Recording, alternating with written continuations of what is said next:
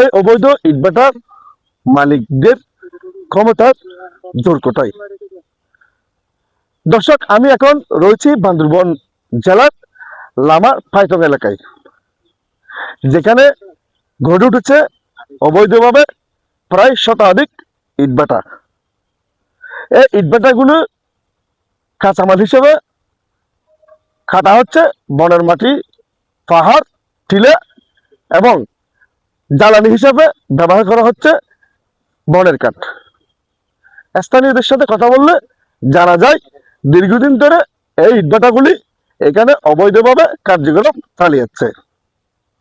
উপজেলা প্রশাসন এবং পরিবেশ অধিদপ্তর থেকে মাঝে মধ্যে লোক দেখানো অভিযান করতে দেখা গেলেও এই ইটভাটাগুলি স্থায়ীভাবে কার্যক্রম বন্ধ হওয়ার জন্য তেমন পদক্ষেপ নিতে দেখা যায় না বলে জানান বিভিন্ন সচেতন মহল। সরেজমিনে ঘুরে অনেক জায়গায় দেখা যায় বিভিন্ন প্রাইমারি স্কুল সহ শিক্ষা প্রতিষ্ঠানের পাশেও গড়ে উঠেছে এই ইটভাটা।